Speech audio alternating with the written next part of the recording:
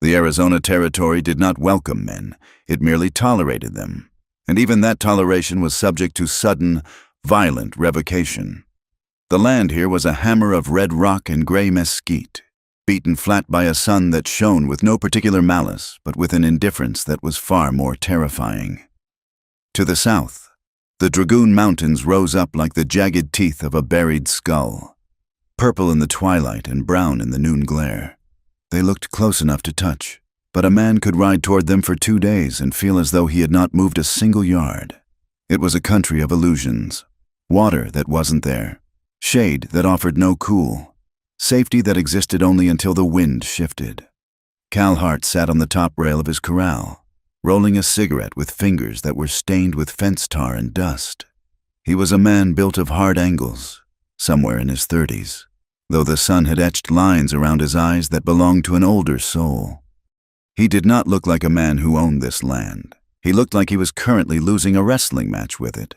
He lit the tobacco and watched the smoke drift toward the east, where the town of San Solano sat like a blister on the plain. His ranch, the Broken Spur, was 10,000 acres of dry scrub and stubborn cattle, a legacy bought with blood money after the war between the states. But the boundaries were shrinking. Every month, men in clean suits arrived from the territory capital with survey equipment. They would set up their tripods, squint through brass scopes, and tell Cal that his creek access was actually on government land, or that his northern pasture had been rezoned for failing to meet improvement quotas. It was a slow strangulation. Cal knew the feeling well. He had felt it at Shiloh, pinned under a dead horse while the air turned to lead.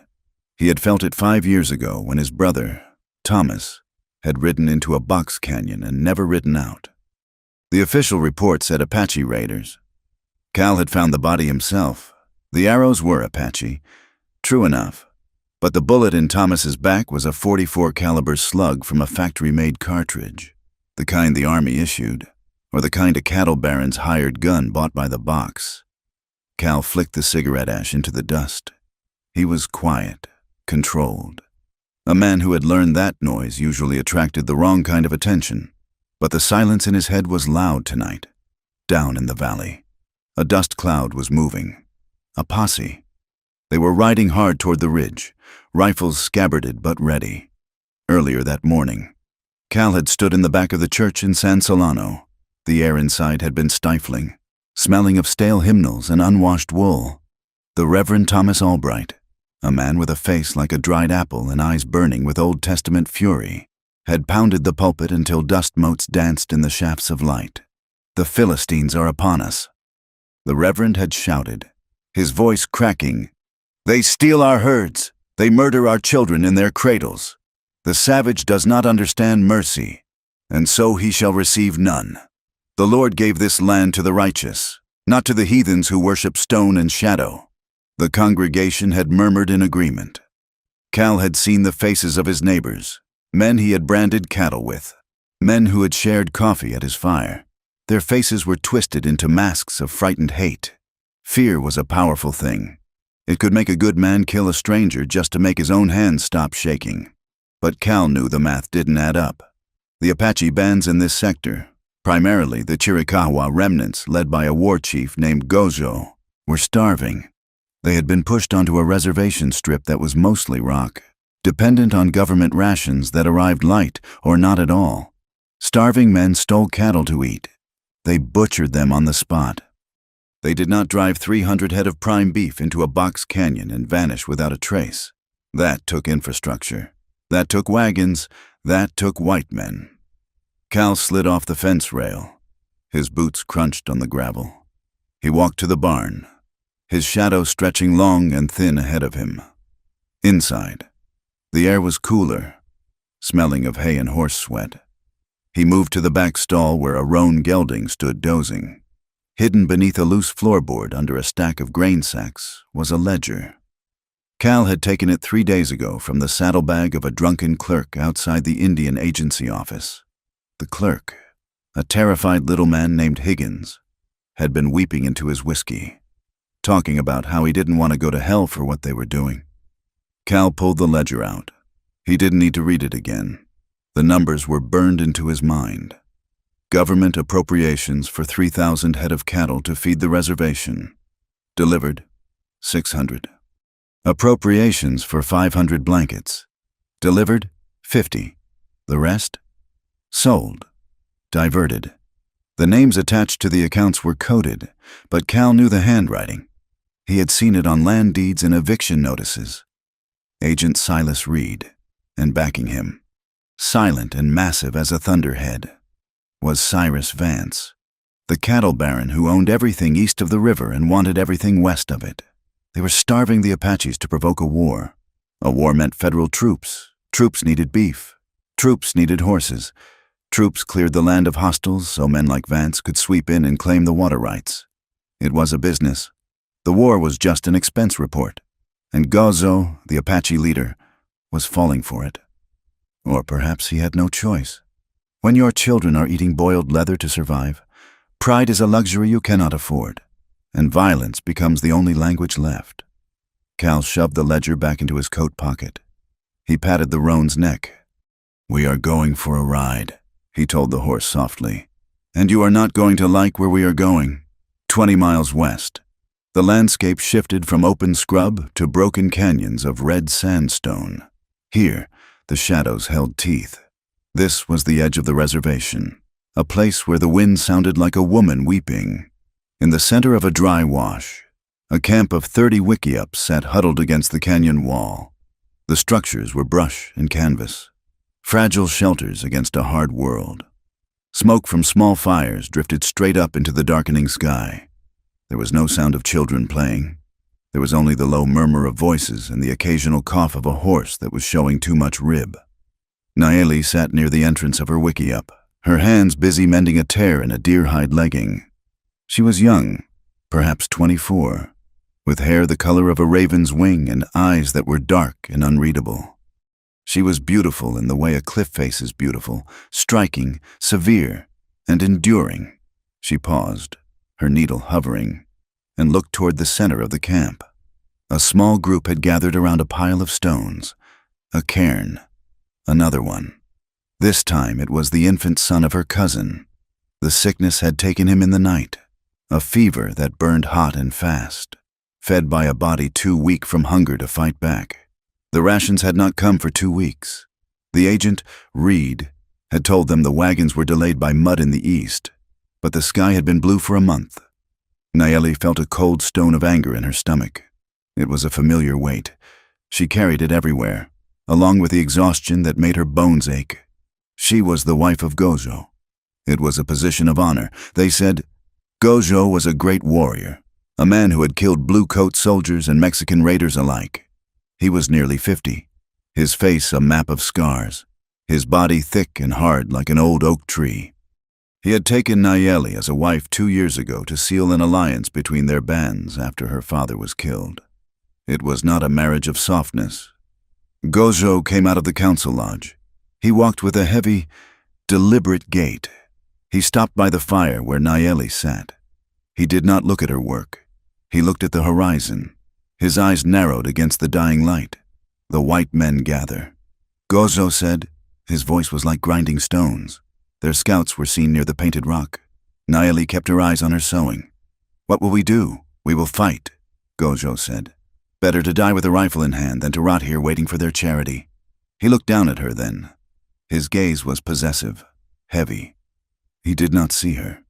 He saw a piece of his household, a symbol of his standing. If he was kind to her, it was the kindness one showed to a favored horse. If he was harsh, it was because the horse had stumbled. "They want us dead," Gozo said, spitting into the fire. "They steal the beef meant for us. They steal the land. Now they come to finish it." Nayeli snapped the thread with her teeth. "And if we fight, we have 20 rifles. They have an army." Gozo's hands shot out, grabbing her chin, forcing her to look up. His fingers were rough, calloused from war. Silence. "Woman," he hissed. "Do not speak of numbers. Speak of courage. You sound like the cowards who wish to surrender. I wish for us to live," Nayeli said, her voice steady despite the fear fluttering in her throat. She had learned this trick long ago. When the heart races, make the face stone. Living on knees is not living, Gojo said. He released her, almost shoving her back. Prepare food. The elders meet tonight. He walked away. Nayeli watched him go. She hated him, not with a burning passion, but with a dull, weary constant. She hated the smell of him, the weight of him in the night, the way he looked at her as if she were a vessel to be filled with his legacy. But more than that, she hated his blindness. He could see a deer track on stone from 50 yards, but he could not see that his pride was the very leash the white agent was using to lead him to slaughter. She stood and brushed the dust from her skirt. She walked to the edge of the camp. Looking east, the first stars were appearing, sharp and bright. Somewhere out there, the world was deciding their fate. She felt a strange shiver, a premonition that the wind was about to change. The parley was set for noon the next day, at a place called Bitter Springs. It was neutral ground, a patch of alkali flats where a trickle of water seeped from the rock, barely enough to muddy the dust. The sun was a white disk punched into the sky. The heat shimmered off the ground, making the distant figures look like ghosts wavering in the air. Cal rode in alone. He sat tall on the roan, his hands resting visibly on the horn of his saddle. He wore a dusty coat despite the heat, and a flat-brimmed hat pulled low. He felt the eyes on him long before he saw the men. On the north ridge, the posse from San Solano had gathered. 20 men, led by the sheriff, a man named Miller who was honest but weak, and flanked by several of Vance's hired hands who were neither. They held Winchesters and watched. On the south ridge, the Apache warriors sat on their ponies. They were painted for war, streaks of yellow and black on their chests. They held old carbines and lances. In the center, by the spring, Gojo waited. He was mounted on a spotted pony, surrounded by 3 of his sub-chiefs. Nayeli was there too, seated on a mare a few paces behind her husband. It was unusual for a woman to be at a parley, but Gojo had brought her to show his wealth, his stability.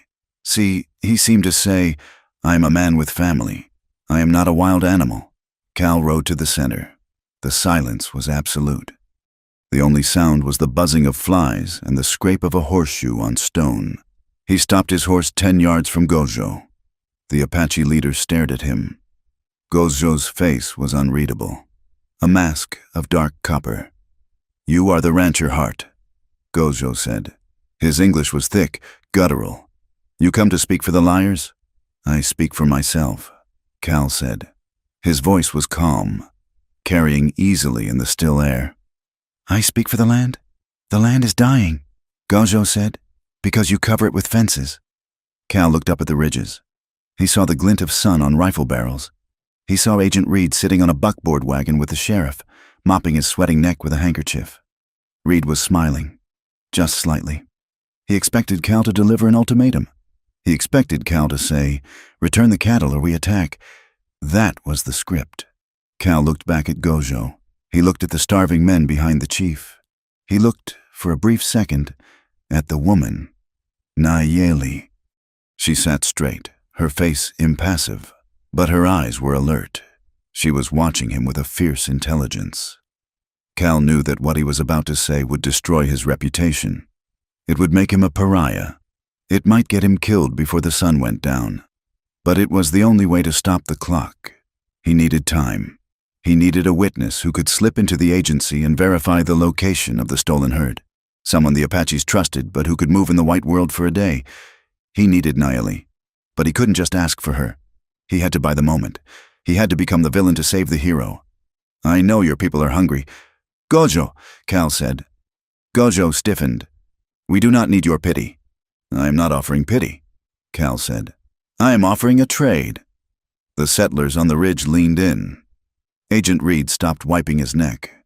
I have 1,000 head of horses in my north pasture, Cal said. Good stock. Mustangs mixed with thoroughbred blood. Winter coats coming in. Enough to carry your people to the highlands.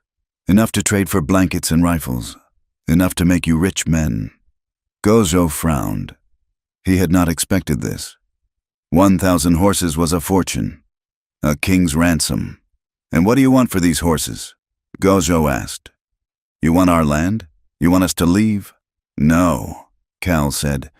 He took a breath. The air tasted of dust and sage. I want one night, Cal said clearly. Gojo's eyes narrowed. One night? With your wife, Cal finished. The words hung in the air like a gunshot. For 3 seconds, there was no sound at all. The world seemed to stop spinning. Then, the outrage broke. On the settler ridge, men gasped. Someone cursed loudly. Did you hear that filth? The sheriff looked stunned. Agent Reed's jaw dropped, his smile vanishing. It was monstrous. It was biblical sin. It was the most disgusting thing any of them had ever heard. On the Apache side, the warriors hissed. Hands went to knives. This was a mortal insult. To treat a wife like a blanket to be traded, it was a humiliation beyond words. Gojo's face turned a dark, violent red. He reached for the rifle across his lap. Nayeli felt the blood drain from her face. Her stomach twisted into a knot of cold sickness. She looked at the white rancher, her mind reeling with shock and fury. She had expected threats. She had expected hate. She had not expected this degradation. To be bought, to be spoken of as a whore in front of the elders. In front of the enemy? She gripped her reins, ready to turn and ride, ready to scream. But then she looked at Cal Hart. He was sitting perfectly still. His hands were away from his gun. He was not leering. He was not smiling. He was looking at Gojo. But for a split second, his eyes flicked to hers. They were not the eyes of a predator. They were wide, intense, and terrified. They were the eyes of a man who had just jumped off a cliff and was praying the water was deep enough. He pleaded with her, silently. Understand, his eyes said, please, understand. Gojo roared, pulling his rifle free. You dog! You filth! I will cut your tongue out! Cal didn't flinch. He kept his voice steady, though it had a razor edge to it now. 1,000 horses. Gojo, think. Your children are dying. You can kill me. Sure, but then your people starve. Or you can swallow your pride for one night and save them. The other Apache elders froze. Gojo hesitated. The rifle barrel wavered. Hunger was a cruel master. 1,000 horses. It meant survival. It meant power. The settlers were shouting now. Kill him! Use the rope! He's gone savage! Sheriff Miller rode down the slope, waving his hat. Break it up! Break it up, damn you! Hart, get out of here! You've lost your mind! Agent Reed was yelling something about decency. But Cal saw the look in Reed's eyes. Confusion. This wasn't the script. This wasn't the war cry Reed wanted. This was something strange, something messy. Gojo looked at Cal, then at the horses, then at Nayeli. A terrible calculation was happening behind his eyes. He lowered the rifle slowly, though his finger stayed on the trigger. Get out, Gojo spat. Before I kill you where you sit. The offer stands until sunset tomorrow, Cal said. He turned his horse. He did not look back. He rode through the jeering cries of his neighbors, past the shocked silence of the sheriff, and toward the open desert. He could feel the target painted on his back. Nayeli sat frozen on her mare. The shame burned her skin like fire. Every man was looking at her. The settlers looked at her with disgust. Her own people looked at her with pity and calculation. She felt dirty. She felt used. But she could not forget the rancher's eyes. He had not looked at her body. He had looked at her intelligence. Why? The question hammered in her mind. Why would a man offer a fortune to destroy his own name? Why would he invite death for a sin he hadn't even committed yet? Gojo turned his pony violently, whipping it around. We leave, he shouted, as the band turned back toward the canyon. Nayeli glanced one last time at the solitary figure of Cal Hart disappearing into the heat haze. He rode with his shoulders slumped, like a man carrying the weight of the world. He was planning something that required him to be a monster so that something else could happen. She touched the hidden knife at her waist. If he thinks he can buy me, she thought, he will find that I am not a blanket to be sold. I am the daughter of the mountains. But deep down, beneath the anger, a strange curiosity took root. In a world of men who lied to make themselves look big, this man had told a lie to make himself look small. And that Niley realized, was the most dangerous thing of all. The wind picked up, howling through the mesquite, carrying the scent of rain that would not fall. The sun began to dip toward the jagged line of the dragoons, turning the sky the color of a bruise. War was coming. But for the first time in months, the game had changed. The board had been kicked over. Cal Hart rode on, his hand trembling slightly as he lit another cigarette. He took a drag and exhaled, watching the smoke vanish instantly in the wind. "God forgive me," he whispered to the empty desert. But God was not listening. Only the coyotes were, and they began to yip and howl as the darkness fell, laughing at the foolishness of men who thought they could trade horses for destiny. The night would be cold, and tomorrow the bill would come due. The windmill at the broken spur groaned in the pre-dawn dark, a metal shriek that sounded like a dying animal. It was turning, but it was pulling up nothing but air and brown silt. The water table had dropped another foot in the last month, retreating into the earth as if hiding from the men who fought over the surface. Cal Hart sat on the porch step, a tin cup of bitter coffee in his hand. He watched the east, waiting for the gray line of morning to crack the sky. His ranch was a skeleton. The corrals were made of sun-bleached cedar that splintered to the touch. The main house was sturdy but scarred, the paint peeled away by years of wind that carried sand sharp enough to scour glass. He had 3 hired hands left. 2 were young drifters who would move on when the work got too hard or the pay got too thin. The third was Luis, a vaquero who had ridden with Cal's father and possessed a face made of tanned leather and patience. Luis came out of the bunkhouse, rolling a cigarette. He walked with the bow-legged gait of a man who had spent 40 years in a saddle. He stopped by the porch, struck a match on his boot heel, and lit the tobacco. "The boys are talking," Luis said quietly. He did not look at Cal. He looked at the dry water trough. "Let them talk," Cal said. "They say you have lost your mind. Patron, they say you offered the whole herd for a savage woman. They say the bank will come for the land before the week is out if you give away the stock." Cal took a sip of the coffee. It was cold. "If the bank wants the land, they can come and dig the wells themselves. There is nothing here but debt and dust." Luis turned his head slowly. "You are not a fool. Cal, you do not throw away 1,000 horses for lust. I remember you when you were a boy. You were afraid to speak to the girls at the church dance. You are not this man." Cal looked up at his friend. The old man's eyes were dark and shrewd. Luis knew him too well. "It is bait, Luis," Cal said, his voice lowering to a whisper that the wind could not carry. "Bait for who? For the agent? For Reed?" Luis exhaled a long plume of smoke. "You play a dangerous game. You make yourself a monster so the real monster will step out of the shadows." "He stepped out a long time ago," Cal said. "He just wears a suit while he does it. I need to get close to the Apache elders. I need them to trust me, but I cannot walk into their camp without getting shot, and they cannot come here without the town hanging them." "So you buy a night," Luis said, the distaste evident in his tone. "To talk, to show them the ledger," Cal said. "To show them where their cattle went. To show them that the war coming down on their heads is a business deal, not a judgment from God." Luis was silent for a long time. The windmill shrieked again. "The woman," Luis said finally. "Does she know she is the key to the door?" "No," Cal said. "And that is the part that will send me to hell. Luis." Luis dropped the cigarette and crushed it into the dirt. "We are already in hell, Patron. You are just trying to turn down the heat. In the canyon of the Chiricahua, the dawn brought no relief. The air remained heavy, trapped between the red walls. The camp was awake, buzzing with a tension that felt like static before lightning. The news of the rancher's offer had spread like a fever. It was debated at every fire. It was whispered by the women as they scraped hides, and argued by the men as they checked their weapons. To the young warriors, men whose blood ran hot, and who had never known a time of peace, the offer was a declaration of war. They wanted to ride to the broken spur and burn it to the ground. They wanted to drag the white man behind a horse until there was nothing left of him. But the elders were pragmatic. They looked at the winter stores, which were empty.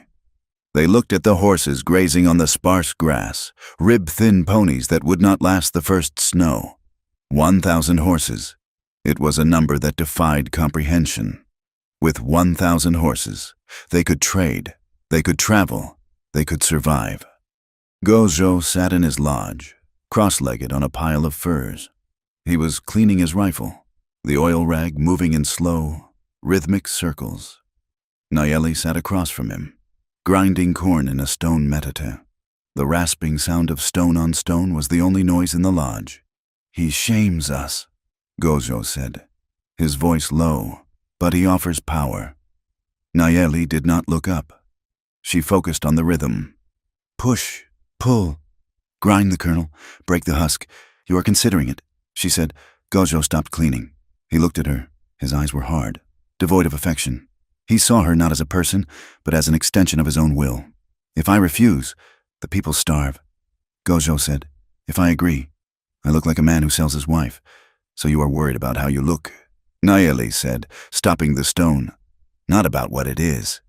Gojo stood up, his movement sudden and violent. He crossed the small space and loomed over her. "Do not speak to me of what it is. You are a woman. You are here to serve the band. If your shame buys food for the children, is that not a worthy trade?" Nayeli looked up at him. She saw the calculation in his face. He was already spending the horses in his mind. He was already planning how he would frame this to the others, that he was a great leader making a sacrifice, that he was tricking the stupid white man. "And what of me?" Nayeli asked softly. "After the night is over?" Gojo sneered. "After? You will be unclean. I will have to purify you, perhaps with the whip, to drive the white man's stink off you." A cold calmness settled over Nayeli. She realized then that Gojo did not hate the offer because it hurt her. He hated it because it challenged his ownership. He would agree to the deal, take the horses, and then he would punish her for his own decision. She went back to grinding the corn. The sound was louder now, stone-crushing grain. "I will do what is needed," she said. Gojo watched her for a moment, looking for rebellion, looking for fear. He saw only the top of her head and the rhythmic motion of her arms. He grunted and left the lodge. Nayeli waited until the flap closed. Then she stopped. Her hands were shaking. She pressed them against the cool stone of the metate. She was terrified. Not of the rancher. She remembered his desperate eyes, but of the trap closing around her. She was a piece on a board, moved by men who thought the world belonged to them. But even a pawn can change the game, she thought, if it survives long enough. The second meeting took place 3 days later. This time, the location was closer to the canyon mouth, a spot where the mesquite grew thick and the ground was broken by dry ravines. Cal arrived driving a wagon. He had no escort. He had told Luis to stay back. This had to be done alone. The wagon was loaded not with horses, but with sacks. The Apache party was waiting. Gojo was there, along with 2 elders, gray-haired men with faces like dried riverbeds, and a dozen warriors. Nayeli was there too, standing by the horses, wrapped in a blanket that covered her from neck to ankles. Cal stopped the wagon and set the brake. He stepped down, keeping his hands open and away from his waist. "I brought a token," Cal said, "to show good faith." He pulled a knife from his belt and slit the top sack. White salt spilled out, glistening in the sun. He slit the next one, coffee beans, dark and oily. The third sack held tins of peaches. The smell of the coffee hit the air, rich and strong. The warriors shifted. It had been months since they had smelled real coffee. "This is not payment," Cal said, addressing the elders directly. "This is a gift. The horses are waiting at the line shack near the Needle Rock." One of the elders, a man named Cochise, not the great chief, but a cousin who carried the name, stepped forward. He looked at the salt. He dipped a finger in it and tasted it. "Why?" the elder asked. "Why do you do this? White Eyes? You have land. You have cattle. Why do you want this woman?" Cal looked at Nayeli. She was watching him, her face framed by the blanket. Her eyes were dark pools of judgment. Because I am a lonely man. Cal lied. His voice was flat, rehearsing the script he had written for the hidden audience. And because I have heard she is the heart of your people, I want to see if the stories are true. Gojo stepped forward. He kicked the sack of salt. You think we are dogs? You throw us scraps? I think you are hungry, Cal said. And I think you are smart. He walked closer to the elders, lowering his voice so that only they and Gojo could hear. Listen to me, he said. The Indian agent has men on the ridge. They are watching through glass. If I hand you anything other than a trade, they will call it an alliance and send the cavalry to burn us both out. They understand greed. They do not understand mercy. The elder narrowed his eyes. You speak in riddles. I speak in survival, Cal said. I need to speak to her. Alone. I have things to tell you that I cannot say while the agent's spies are watching. The elder looked at Gojo. Gojo looked at the horses. You ask for her, Gojo said loudly. For the benefit of his warriors. You pay the price? 1,000 horses, Cal said. Delivered in 3 groups, 300 today, 300 at midnight, 400 at dawn. If I touch her without her consent, or if I harm her, you keep the horses and you kill me. Gojo looked at Nayeli. Come here, he commanded. Nayeli walked forward. The sand was soft under her moccasins. She stopped 3 paces from the white man. She smelled the dust on his coat and the tobacco smoke. She saw the scar that ran down his jawline, white against the stubble. Do you agree to this? The elder asked her. It was a formality, but a necessary one. Nayeli looked at Cal. Up close. The desperation in his eyes was even clearer. He was pleading with her again. Help me stop this. His eyes said, Help me. She looked at Gojo. He was smiling, a cruel, tight smile. I want my people to eat, Nayeli said clearly. Her voice did not tremble. I will go. Gojo nodded. Take her. But know this, rancher. If she does not return by sunrise, the desert will not be big enough to hide you. The transfer of the horses was a chaotic, thundering reality that silenced the mockery of the settlers. Cal had hired 3 Mexican drovers from down south, men who didn't care about local politics, to drive the first herd. They came over the rise in a cloud of dust that turned the sun blood red.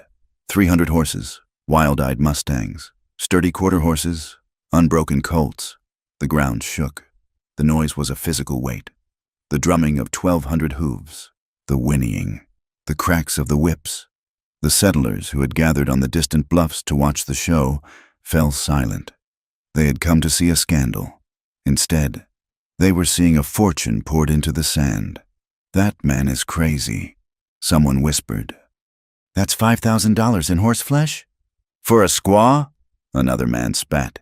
It ain't right. It's against nature. But the sheer scale of it stopped them from interfering. It was too big. It felt like an act of God, or the devil. Cal watched the herd flow into the box canyon where the Apaches waited. He saw the young warriors whooping, riding alongside the new stock, their faces lit with a joy that had been absent for years. He felt a sickness in his gut. He was buying their trust with stolen property. These horses were technically his, but if the bank knew, they would hang him as a thief. He was gambling everything on a single night of truth. He rode to where Nayeli stood waiting. A fresh horse was saddled for her. Ride with me, he said. She mounted with a fluid grace. She did not look at him. She looked straight ahead. They rode away from the noise, toward the high country where Cal's line cabin sat nestled in a grove of stunted pine. 2 of Gojo's scouts followed them, keeping a distance of 100 yards. Their rifles across their saddles, they would watch the cabin all night. The line cabin was a single room of rough-hewn logs, chinked with mud. It smelled of pine pitch and old wood smoke. Cal opened the door and stood back. Nayeli walked in. She stood in the center of the room, her hands at her sides. She did not look like a captive. She looked like a queen inspecting a prison cell. Cal entered and closed the door. He slid the wooden bolt into place. The silence in the room was sudden and deafening. Outside, the wind whispered in the pines. Inside, the only sound was their breathing. Cal moved to the table and lit a kerosene lantern. The golden light pushed back the shadows, revealing a cot in the corner, a wood stove, and a simple table with 2 chairs. He turned to face her. He took off his hat and set it on the table. Nayeli watched him. Her heart was hammering against her ribs, but she kept her face smooth. "So," she said. Her voice was cold, sharp as obsidian. "The great man has his prize." Cal flinched. He looked pained. "Please, don't what?" Nayeli asked. She took a step toward him, her anger finally cracking the surface. "Don't speak the truth. You bought me. You humiliated me before my husband and my enemies. You made me a whore in the eyes of the territory so you could sit here and— What? Look at me?" She tore the blanket from her shoulders and threw it on the floor. "Is this what you wanted?" she demanded. "A trophy?" "No," Cal said. He held up his hands, palms out. "Nayeli, stop, please. Do not tell me to stop," she hissed. "You white men take everything. You take the water. You take the land. Now you think you can take our dignity with horses?" She was shaking now, the fury pouring out of her. Cal reached into his coat pocket. He did not pull out a weapon. He pulled out a folded sheaf of papers. "I did not bring you here to touch you," he said. His voice was rough with emotion. "I brought you here because you are the only one who can read English well enough to understand what this is." He threw the papers on the table. Nayeli stopped. She looked at the papers, then at him. "What is this?" Cal pulled out a chair and sat down heavily. He looked exhausted. He looked like a man who had not slept in a week. "It is the reason your children are dying," he said. Nayeli hesitated. The anger was still hot in her veins, but curiosity was cooling it. She walked to the table. She looked down at the top page. It was a ledger sheet. It had the seal of the Indian Bureau at the top. Date, October 14th. Appropriation, 400 head. Destination, San Solano Reservation. Actual delivery, 0. Diverted to CV, Ranch Holding Pen. Nayeli read the line again. C.V. Cyrus Vance, the cattle baron. She flipped the page.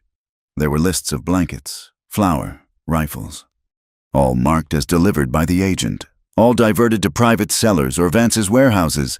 She looked up at Cal. Her eyes were wide. "They are stealing it all," she whispered. "Every bit of it," Cal said. "Agent Reed and Vance. They starve you to make you desperate. They want you to raid the settlements. They want the newspapers to scream about the savage Apache menace. Why?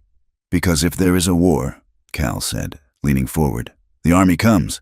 If the army comes, they need beef. Vance has the beef. He gets the contracts. And once the army clears you out, Vance gets the water rights to the canyon." Nayeli sank into the other chair. The enormity of it washed over her. It wasn't just hatred. It was profit. Her cousin's baby hadn't died because of bad luck. He had died because a man in a suit wanted to sell beef to a regiment that wasn't there yet. "You stole these?" she asked. "I took them from the clerk," Cal said, "but papers are just paper. If I take this to the judge in Tucson, it will disappear. Reed has friends everywhere." "So what do we do?" Nayeli asked. The "we" slipped out before she could stop it. Cal heard it. He looked at her, and for the first time, the desperate tension in his face softened into something else, something dangerously vulnerable. "I need a witness," he said. "I need someone who can testify to the starvation, who can stand up in a court, not a local court, but a federal hearing, and verify that these supplies never arrived." "Me?" Nayeli shook her head. "They will not listen to an Apache woman. They will if she is standing next to a white rancher who is willing to lose everything to prove she is telling the truth," Cal said. He reached across the table, his hand hovering near hers but not touching. "That is why I made the offer. Nayeli, I had to make a spectacle. I had to make everyone look at us. If I just rode into your camp, I'd be dead. If we met in secret, they'd say we were plotting a raid. But this ugly, loud, public deal, it gives us a cover. Everyone thinks I'm a pervert who bought a wife. No one thinks I'm a traitor collecting evidence." Nayeli looked at the hand near hers. It was a worker's hand, scarred and calloused. You destroyed your name, she said quietly. To help us. I don't care about my name, Cal said. I saw enough death in the war. I saw my brother shot in the back for this same land. I won't watch them slaughter a tribe for money. Nayeli looked into his face.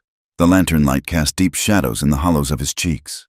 She saw the exhaustion, but she also saw a steel spine. He was telling the truth. She felt the anger drain away, replaced by a strange, hollow ache. She had spent her life fighting men who wanted to conquer her. Here was a man who had destroyed himself to arm her. So the one night is a lie, she said. It's a mask. Cal said. Nayeli sat back. She looked at the log walls. If I take this proof back to the elders, Gojo will want to go to war immediately. Then you must convince him to wait, Cal said. We need to catch Reed in the act. There is a shipment of rifles supposed to arrive next week. If we can intercept it, prove the serial numbers match the stolen army crates. That is the nail in the coffin. Nayeli nodded slowly. She reached out and touched the ledger. It felt cold. I will help you, she said, but not for you. For the child who died last week. I understand, Cal said, and, Nayeli added, her voice hardening again. Do not think this buys you forgiveness. The insult, the words you spoke, they cut deep. I know, Cal said. He looked down at his hands. I'm sorry. I did not know how else to break the door down. Nayeli watched him. The silence stretched again, but it was different now. It was not the silence of enemies. It was the silence of two people standing on a ledge, looking down into a fire. The wind howled outside, rattling the door. The scouts would be out there, shivering in the cold, watching the smoke from the chimney. We have until dawn, Nayeli said. Cal stood up and walked to the stove. He picked up the coffee pot. Then we should plan, he said, because when the sun comes up, the whole world is going to try to kill us. He poured coffee into 2 tin cups. He handed one to her. Their fingers brushed. It was a small contact, a fraction of a second. But Nayeli felt a shock go through her arm. She looked up, startled. Cal froze.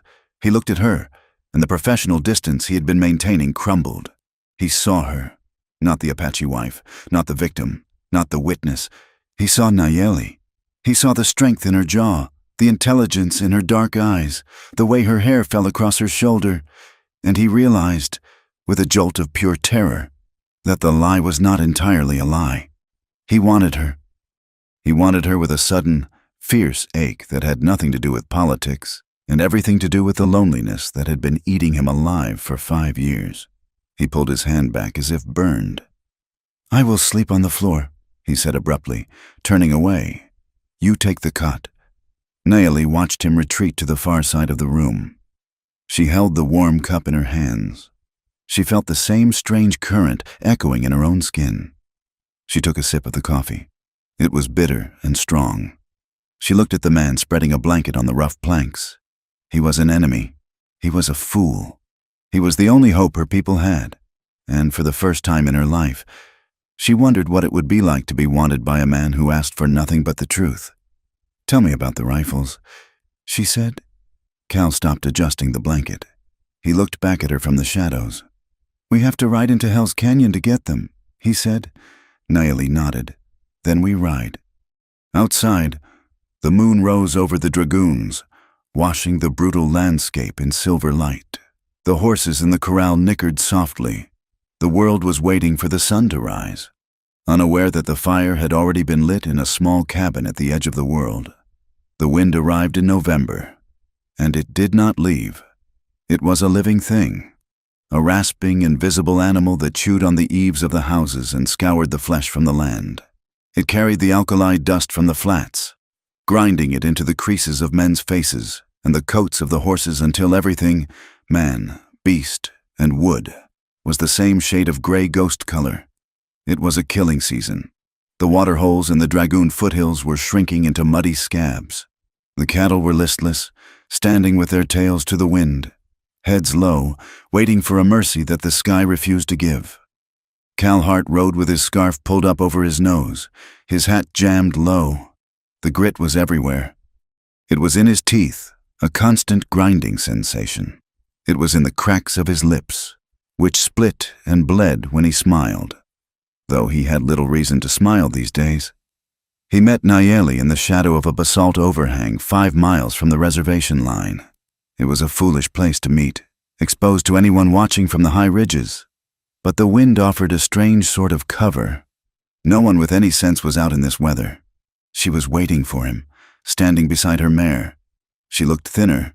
The hunger in the camps was carving her down, sharpening the angles of her cheekbones. She wore a heavy woolen serape, likely traded from the horses Cal had sent, but she shivered despite it. Cal dismounted. His horse, a bay with a white stocking, was lathered and trembling, its sides heaving against the cinch. "You pushed him hard," Nayeli said. Her voice was snatched away by the wind, forcing her to speak loudly. "I had to shake a tail," Cal said. He loosened the girth strap to let the animal breathe. 2 of Miller's deputies were watching the road. "They think I am running guns now. They are not far wrong," Nayeli said. She stepped closer to him. The space between them was charged, a magnetic field generated by danger and the unspoken memory of the cabin. Cal looked at her, really looked at her, scanning her face for bruises. He knew Gojo was angry. The horses had bought food, yes, but they had also bought resentment. Every time an Apache warrior swung onto one of Cal's Mustangs, he was reminded that his survival depended on a white man's charity. And Gojo took that humiliation out on the nearest available target. "Are you safe?" Cal asked. Nayeli looked away, toward the gray horizon. "I am alive. Safe is a word for children." Cal reached out, an instinctive move to touch her arm, to offer comfort. Nayeli flinched. It was a small movement, a sharp retraction of her shoulder, as if she expected a blow. She caught herself instantly, forcing her posture straight. But Cal had seen it. He froze, his hand hovering in the air. He saw the reflex of a whipped dog. He saw the history of a marriage written in that single, jerking motion. Slowly, deliberately, he lowered his hand. He did not touch her. He stepped back, giving her air. "I am sorry," he said. The words were inadequate, heavy with a guilt that wasn't his but felt like it should be. Nayeli looked at him then. She saw him scanning the ridge, his eyes darting to the rocks, his hand drifting near the revolver at his hip.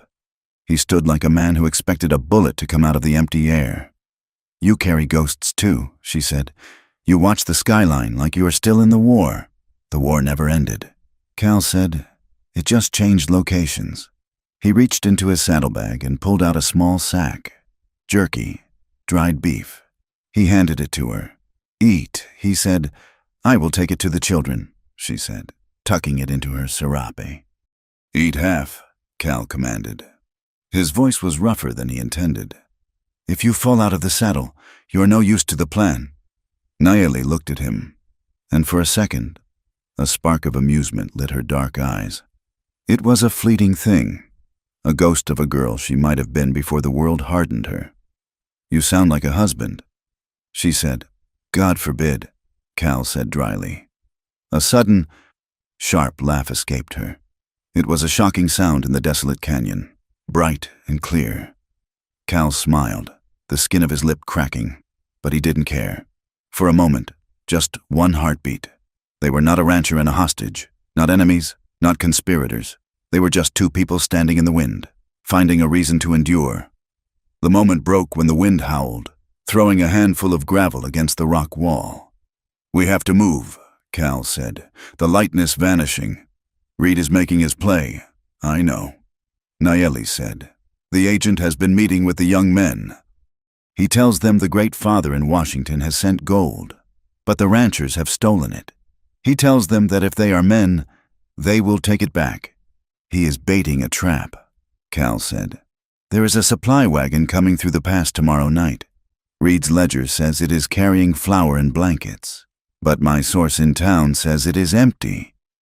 He wants your braves to attack it. If they attack an empty wagon..." Nayeli started. Then the headlines read, "Savage attack on innocent freighters." Cal finished. "And the army gets the excuse they need to clear the canyon." Nayeli's face hardened. "Gojo prepares a war party. He says he will burn the wagon. We have to stop him?" Cal said. "Or we have to get there first." He stepped closer again. The wind whipped her hair across her face. He reached up, without thinking, and brushed the strands away from her eyes. His fingers grazed her cheek. His skin was rough, calloused from rope and wire, but his touch was terrified in its gentleness. Nayeli went still. She did not flinch this time. She leaned into his hand, just a fraction of an inch. The heat of his palm against her cold skin was a shock that went straight to her marrow. Cal stared at her. The air between them thickened, heavier than the dust. He wanted to pull her into him. He wanted to wrap his coat around her and shield her from the wind and the husband and the agent and the inevitable end of things. He leaned in, his breath hitching. The sound of a horseshoe striking stone echoed down the canyon. Cal spun, his gun clearing leather in a blur of motion. Nayeli dropped to a crouch, her hand finding the knife at her belt. A coyote trotted out from behind a boulder, looked at them with yellow, indifferent eyes, and vanished into the brush. Cal let out a long, shaky breath. He holstered the gun, but the moment was gone, shattered by the reality of where they were. "Go," he said, his voice flat. "Tell the elders to wait. Tell them I will bring them the wagon myself." Nayeli mounted her horse. She looked down at him. "Do not die." "Calhart," she said, "I am trying not to." He said. The tragedy did not wait for the wagon. It arrived the next morning, carried on the back of a mule. A group of prospectors riding into San Solano found the body in a ravine near the Broken Spurs fence line. It was a young Apache scout, a boy of 16 named Chayton. He had been a gentle spirit, known for carving wooden flutes and playing them when the camp was quiet. He had been shot 3 times. And he had been scalped. The prospectors brought the body into town, draped over the mule like a sack of grain. By noon, the story had twisted. The men in the saloon were saying the boy had been caught trying to rape a settler's daughter. They said he had been cutting fences. They said he got what he deserved. But in the Apache camp, the grief was a physical blow. Chayton's mother wailed, cutting her hair and gashing her arms in mourning. The sound echoed off the canyon walls, a raw, jagged scream that demanded blood. Gojo stood over the body. He did not weep. He looked at the boy's wounds. Then he looked at Nayeli. "This is your friend's work," Gojo said. His voice was a quiet rumble, like thunder miles away. "He did not do this," Nayeli said. She felt sick. She had known Chayton. He had smiled at her when she rode out to meet Cal. He was found on the rancher's land. Gojo said, "The white men kill us for sport, and you spread your legs for the butcher." He backhanded her. It was a fast, brutal blow that knocked her into the dirt. Nayeli tasted copper. She did not cry out. She pushed herself up, wiping the blood from her lip. "You use his death to hurt me," she said, spitting the blood onto the ground. "You are small, Gojo, small and afraid." Gojo stepped toward her. His hand raised again, but the wailing of the mother stopped him. He lowered his hand. "Tonight," he said, "tonight we ride, and when we return, you will see whose blood is redder."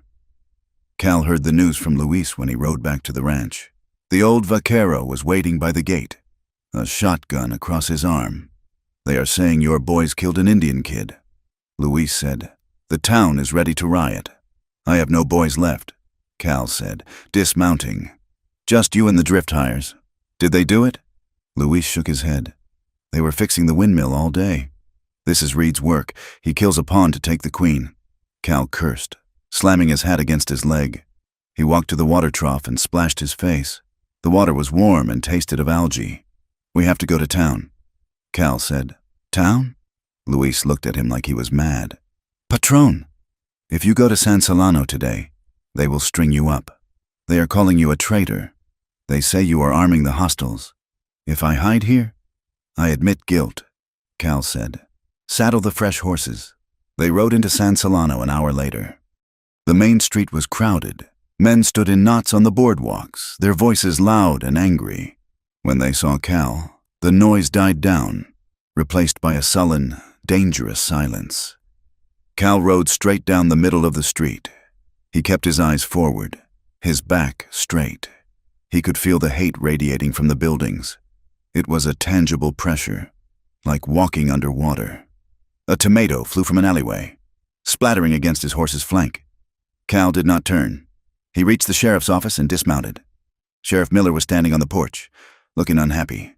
"You shouldn't be here." "Cal," Miller said, "I want to see the body."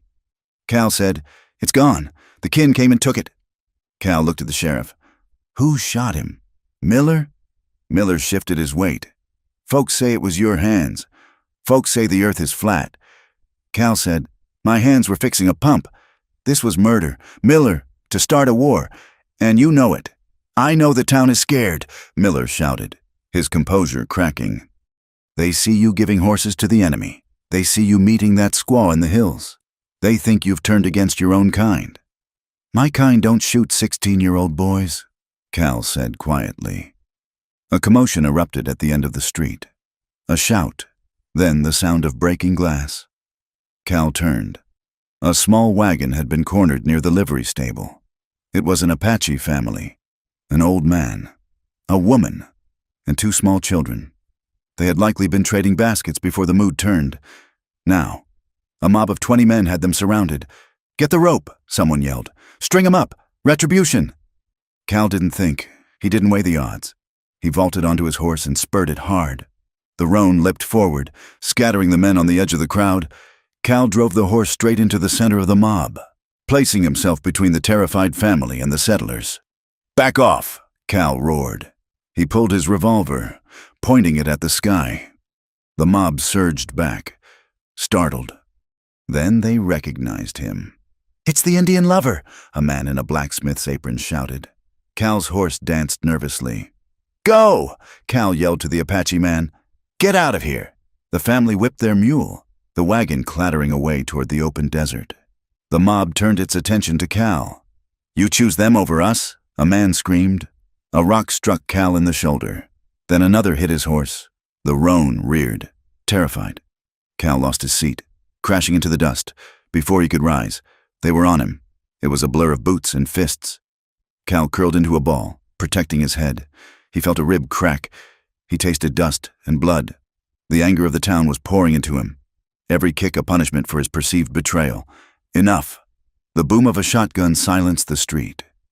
Luis stood on the boardwalk, the double-barreled weapon leveled at the crowd. "The next man who kicks him dies," Luis said. His voice was calm, conversational even. The mob hesitated.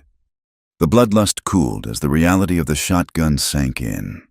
They stepped back, leaving Cal lying in the dirt. Cal groaned and rolled onto his back. The sky was spinning. He spat a mouthful of blood. He looked at the faces of his neighbors. He saw fear. He saw hate. But he also saw shame in the eyes of a few. He dragged himself up, using the hitching post for support. He wiped his face with his sleeve. It came away red. "You are fools," Cal rasped. "All of you. You are doing exactly what they want." He limped toward his horse, which Luis had caught. He pulled himself into the saddle, every movement a jagged spike of pain. "Let's go," he said to Luis. Night fell like a hammer. The wind increased, screaming through the canyons at 40 miles an hour. It was a perfect night for a robbery. Cal and Nayeli met at the pass 3 hours after sunset. Cal was moving stiffly, his left eye swollen shut, his ribs wrapped tight with strips of linen. Nayeli saw his face in the moonlight and hissed. "Gosho?" she asked, touching the bruise on his cheek. "My neighbors," Cal said. He grimaced as he checked his cinch. "I tried to stop them from hanging a basket weaver. They took exception." "You are a fool," Nayeli said, but her voice lacked its usual edge. It was thick with something else. Respect? Fear for him? "We have to be quick," Cal said. "The wagon is coming." They had positioned themselves at a narrow choke point in the trail. The plan was simple and dangerous. Stop the wagon. Check the cargo. If it was rifles, burn it. If it was rations, take proof. The rumble of wheels approached. A heavy freight wagon, drawn by 6 mules, rounded the bend. 2 outriders with rifles rode ahead. Cal signaled. He and Nayeli rode out from the rocks, handkerchiefs tied over their faces. Luis was on the ridge above, firing a warning shot that sparked off the stone in front of the lead mule. "Hold up!" Cal shouted. The teamsters, hired men who didn't get paid enough to die, threw up their hands instantly. The outriders hesitated, looking up at the invisible riflemen on the ridge, then lowered their weapons. "Don't shoot!" the driver yelled. "We're just hauling flour. Get down!" Cal ordered. Nayeli kept her rifle trained on the men while Cal dismounted. He moved to the back of the wagon. He climbed up, wincing as his ribs protested. He slashed open a sack. White flour spilled out. He checked another. Beans. He dug deeper. Throwing sacks aside, beneath the food, he found a crate. He pried the lid open with his knife. It was not rifles. It was blankets. But on the side of the crate was a stamp. U.S. Department of Interior. Chiricahua Agency. And stapled to the manifest was a bill of sale. Sold to C. Vance. Payment upon delivery. Cal ripped the manifest free. He grabbed a sack of flour that had the government seal clearly branded on the burlap. Proof. He jumped down. "Get out of here," he told the driver. "Turn around. If I see you in this canyon again, I burn the wagon." The driver didn't argue. He whipped the mules, turning the team in a tight, panicked circle. Cal walked back to his horse. He handed the manifest to Nayeli. "We got him," he said. They took shelter in a shallow cave high in the rocks to let the storm pass. The wind outside was deafening, a roaring ocean of air. Inside, it was quiet, cold, and intimate. Cal built a small fire using dried mesquite roots. The flames cast dancing shadows on the stone walls. Nayeli sat near the fire, holding the manifest. She looked at Cal. He was leaning against the wall, eyes closed, his face pale and battered. "You are hurt bad," she said. "I've had worse," Cal murmured. Nayeli moved to him. She knelt beside him. She reached out and touched the bandage on his ribs. "Let me see. It's fine. Nayeli, let me see." Cal opened his eyes. He looked at her. He nodded. She unbuttoned his shirt. The skin beneath was purple and black, the ribs clearly bruised, perhaps cracked. She touched the skin gently, her fingers cool. Cal sucked in a breath. "Does it hurt?" "Everything hurts," Cal whispered. He wasn't talking about the ribs. Nayeli looked up into his face. They were inches apart. The smell of sage and sweat and old blood was heavy in the air. "Why do you do this?" she asked. Her voice was trembling. "You lose your name. You lose your blood." "For what?" "For you," Cal said. The truth hung there, naked and terrifying. Cal reached out and took her hand. His grip was strong, desperate. "I'm afraid." "Nayeli," he said. "Of Gojo? No, I'm afraid of wanting you, because wanting you makes me reckless.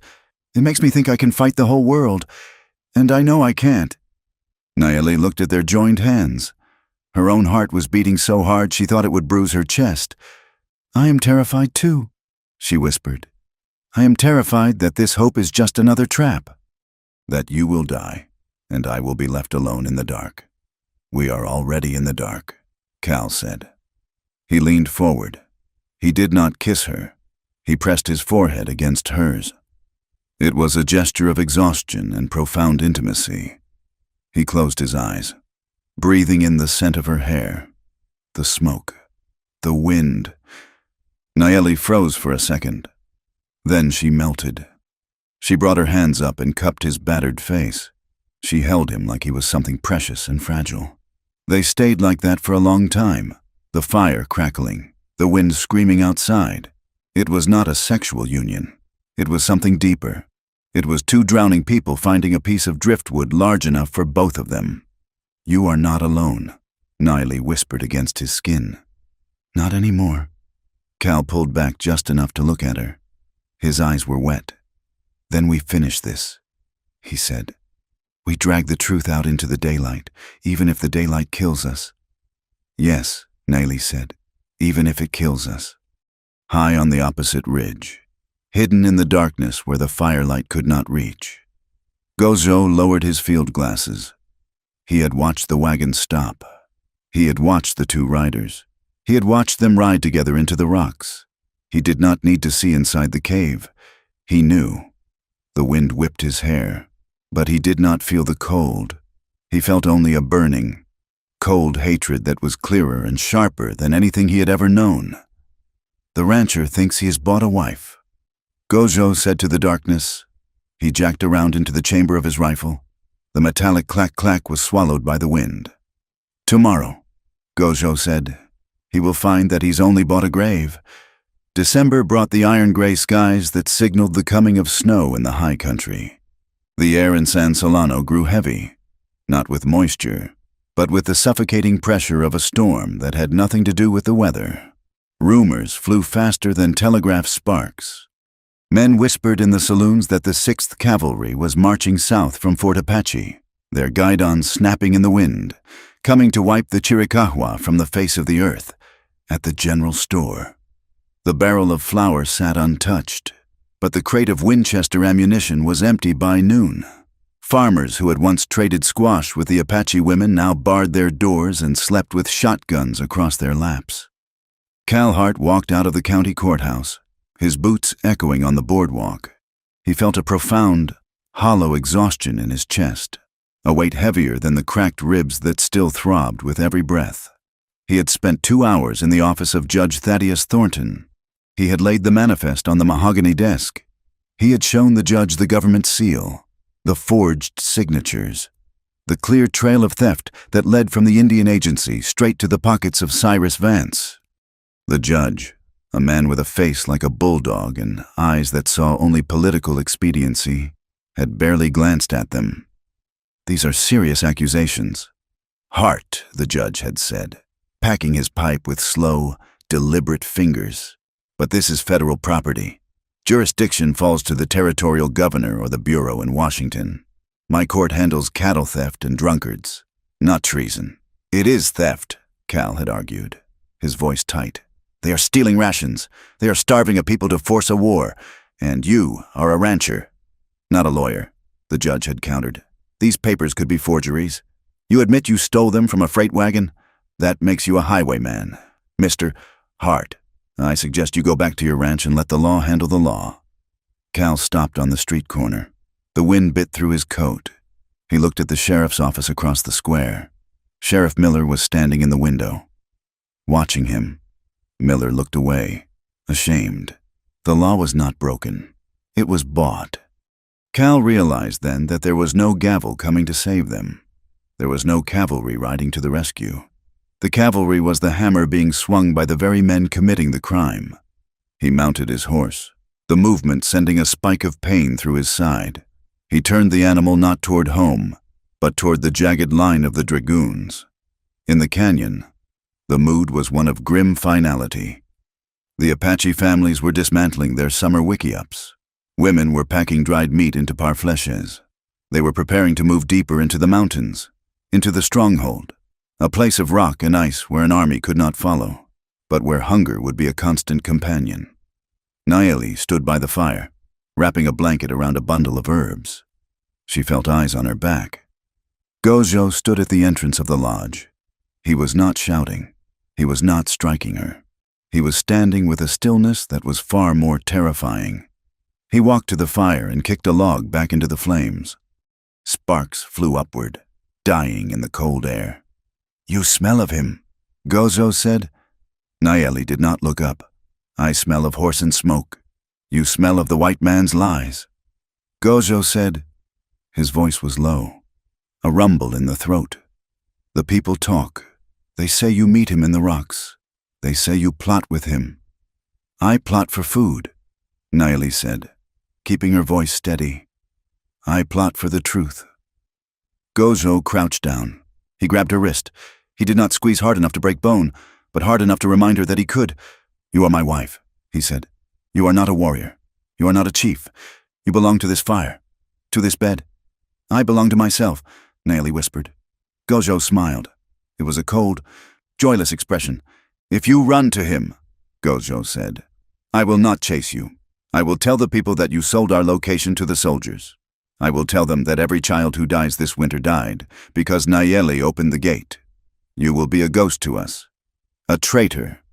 Your name will be spoken only to curse it." He released her wrist. "And the rancher?" Gojo added, standing up.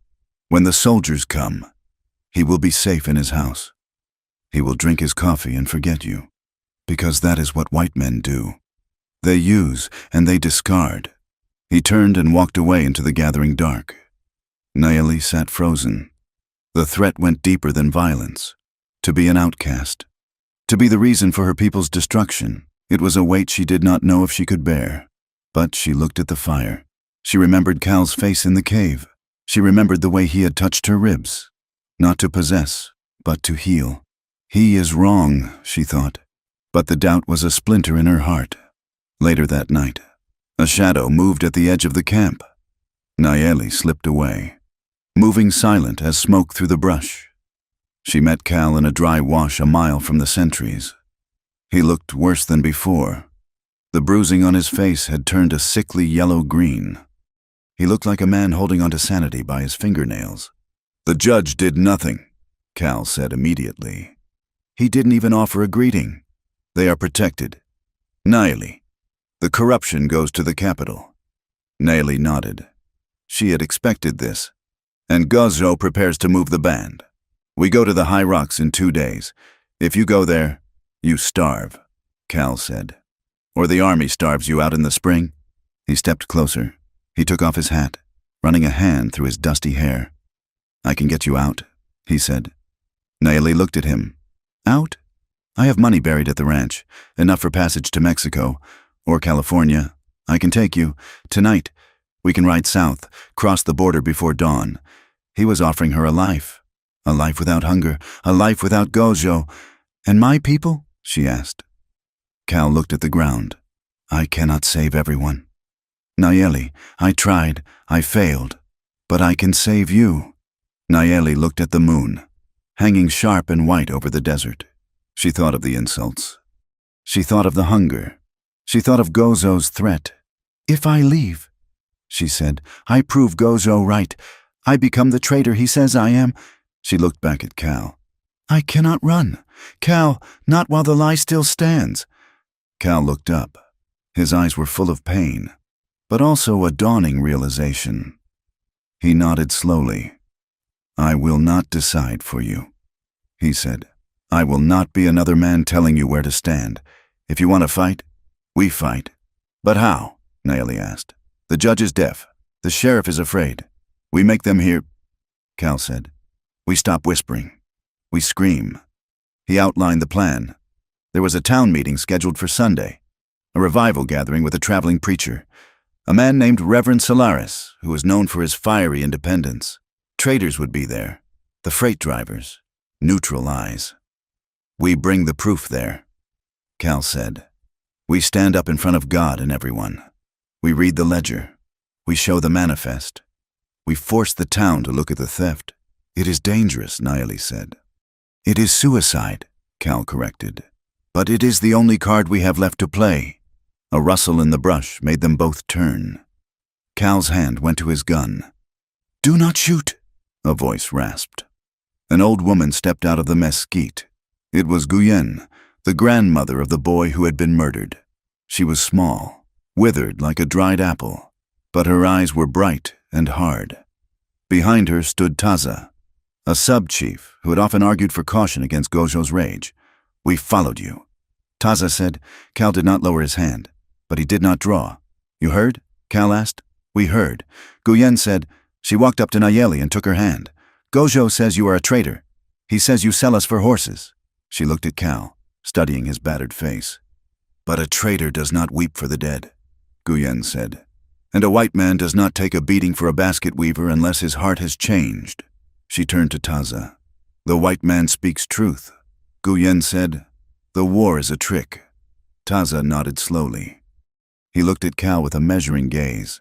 If you go to this meeting, Taza said, Gojo will try to kill you. The agent will try to kill you. I know, Cal said. Then do not go alone. Taza said, when you stand to speak, look to the hills. We will be watching. If the truth is spoken, we will hold our fire. If you lie, if I lie, you can put a bullet in me yourself, Cal said. Taza grunted. A fair trade? The plan was set, but the enemy did not wait for Sunday. The next morning, Cal was at his ranch, packing saddlebags with the last of his supplies. He was cleaning his Winchester when Luis burst into the house. The old foreman was pale, his breath coming in gasps. "You have to go," Louise said. "Now." "What is it?" Cal asked. Standing up, "The sheriff is coming, with a posse, and 2 marshals from Tucson." "For what?" "Murder," Louise said. "They found a body in the alley behind the saloon this morning. It was Higgins, the clerk." Cal felt the blood drain from his face. Higgins. The man who had given him the first ledger. "He was shot with a .45, Louise said. "And they found your kerchief in his pocket, the one with your brand stitched on it. It was a frame-up, crude, simple, and effective." "Get the fresh horses," Cal said. "It is too late for horses," Louise said. "They are at the gate." Cal grabbed his rifle. He looked at the back door. "Go, patron," Louise said. "I will talk to them. I will buy you 5 minutes. Louise, go!" Cal ran. He burst out the back door, sprinting low through the dry cornfield. He heard the shouts from the front yard. He heard Sheriff Miller's voice, amplified by fear. "Cal Hart, come out with your hands up." Cal reached the creek bed, which was dry and choked with tamarisk. He scrambled down the bank, his boots sliding on the loose stones. He didn't stop. He ran until his lungs burned, until the ranch house was just a speck in the distance. He was a fugitive now. The law was no longer an obstacle. It was a weapon pointed at his chest. He had to get to Nayeli. They couldn't wait for Sunday. They had to move now. He found her at the spring. She saw him coming on foot, stumbling, covered in dust. She knew instantly. "They are coming," Cal gasped, falling to his knees by the water. Nayeli didn't ask questions. She grabbed the reins of her mare. She pulled Cal up. "Get on behind me," she said.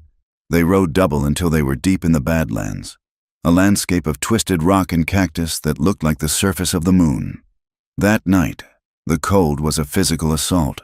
The temperature dropped to 20 degrees. They had no fire. To light a fire was to invite a bullet. They found shelter in a shallow depression beneath a shelf of sandstone.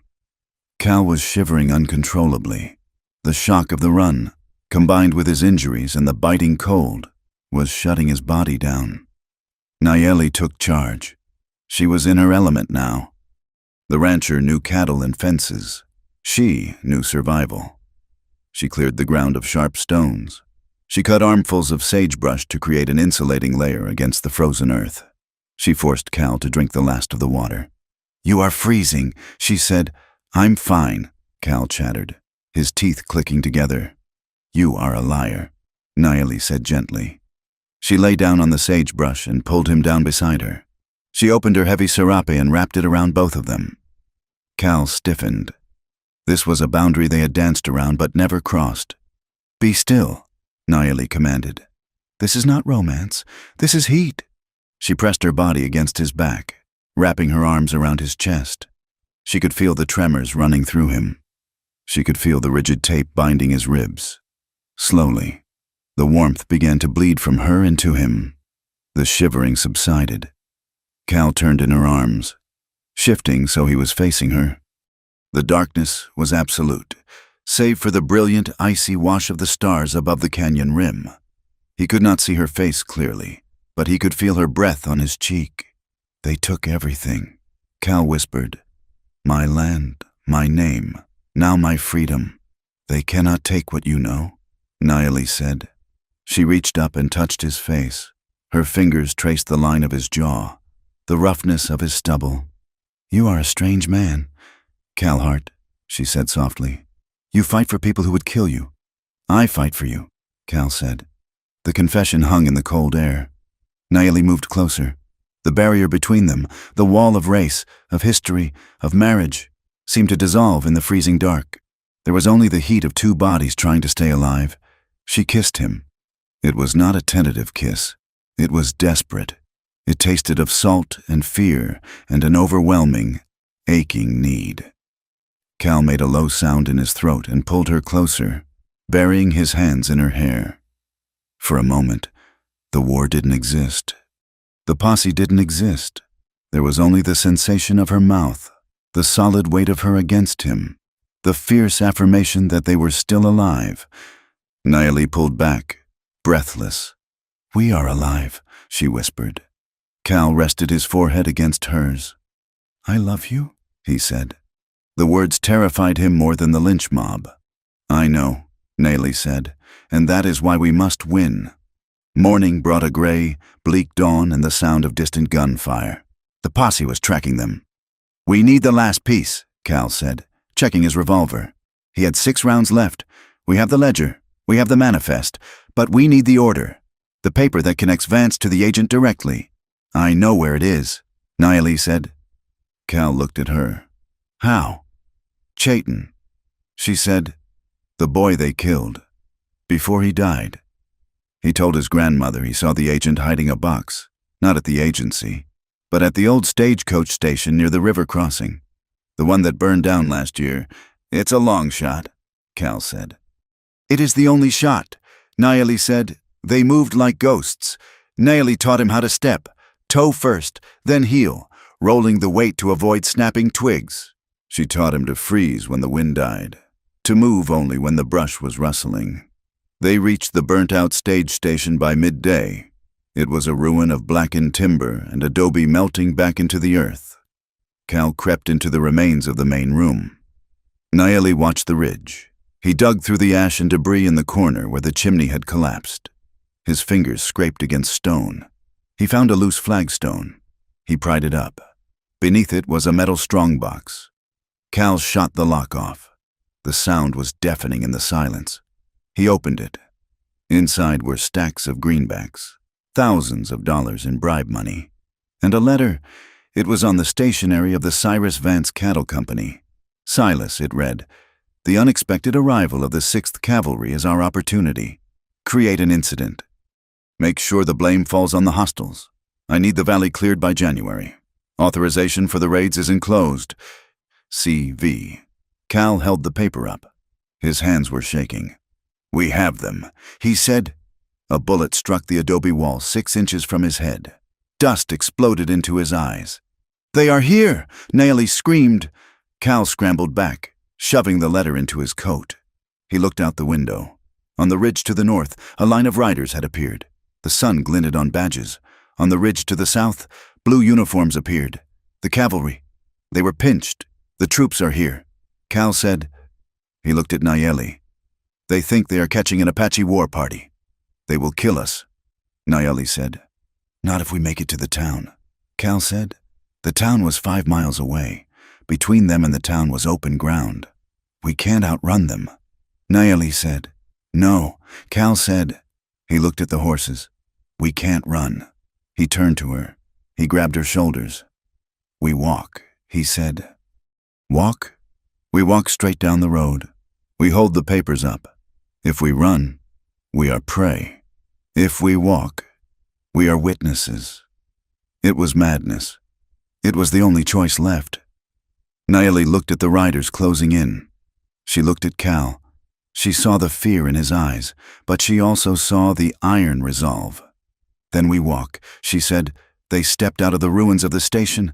They did not mount their horses. They slapped the animals on the rump, sending them galloping off into the brush to draw fire. Cal took Nayeli's hand. He held the letter in his other hand, high in the air. They began to walk down the center of the dusty road. 2 small figures against the massive, indifferent landscape. Behind them, the posse shouted and spurred their horses. Ahead of them, the cavalry bugle sounded. Cal looked at Nayeli. "Don't look back," he said. "Just keep walking." Nayeli squeezed his hand. Her grip was strong enough to crush bone. "I am here," she said. And together, they walked into the guns. The San Solano town square was not a place of civic beauty. It was a patch of beaten earth where the ambitions of men came to die in the heat. On this Sunday, it had been transformed into a theater of judgment, the traveling revival tent, a canvas cathedral stained with road dust, flapped in the wind. Reverend Solaris, a man with a voice like a grinding millstone, stood on a crate, preaching about the fires of hell. But the real fire was in the crowd. 300 people were packed into the square. Ranchers, miners, shopkeepers, and the drifters who smelled blood in the water. They were there for the spectacle. for the promise of scandal that had been whispered from the saloons to the church pews.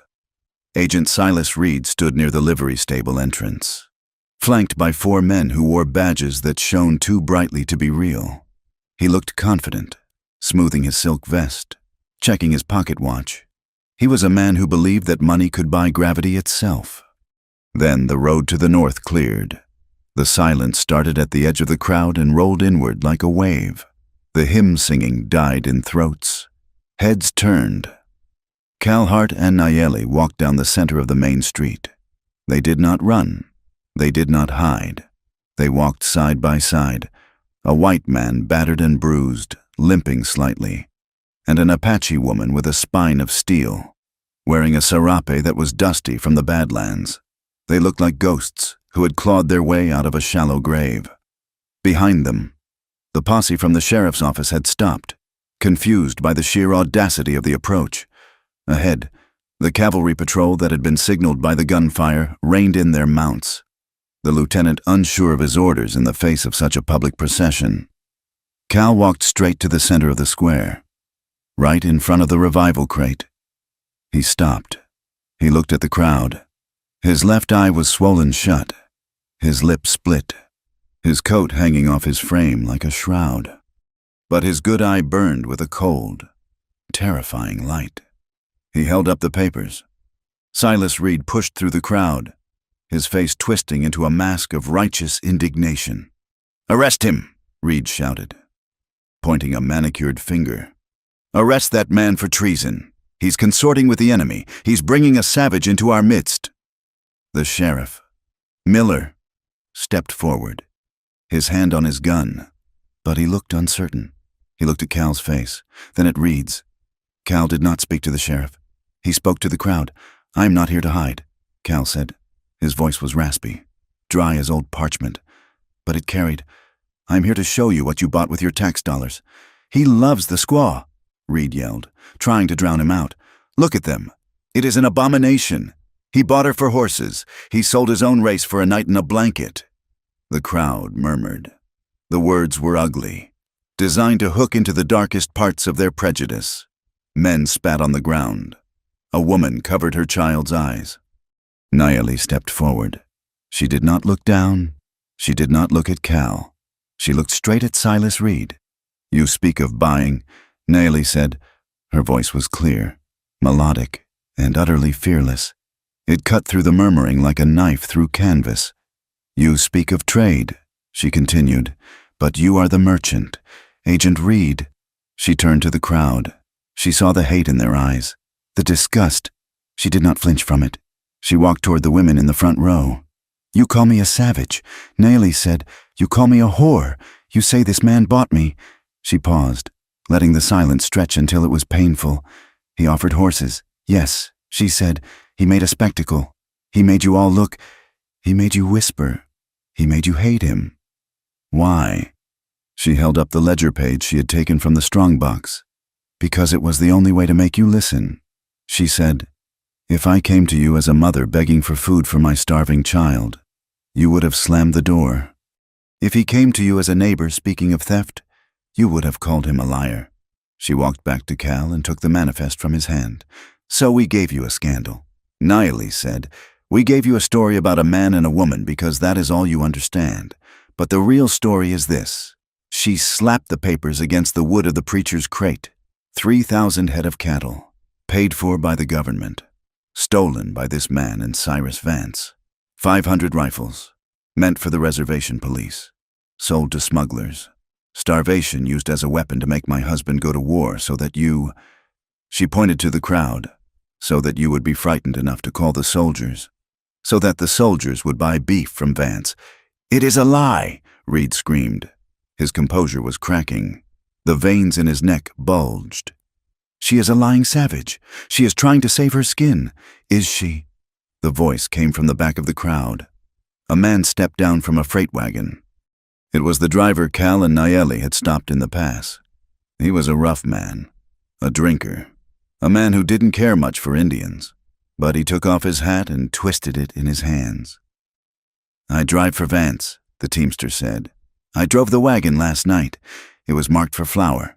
But it was empty, just like Hart said. And I seen the agent there when we loaded up. I seen him take the cash box. The crowd shifted.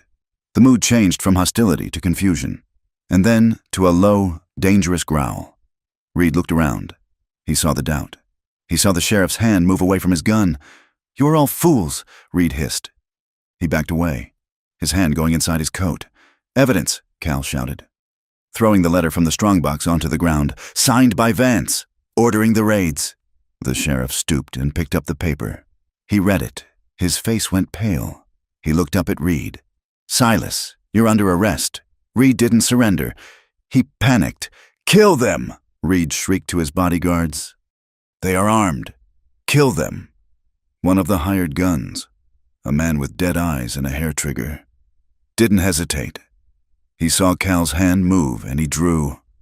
The crack of the gunshot was deafening in the enclosed square. Cal threw himself to the side, tackling Nayeli. The bullet missed Cal.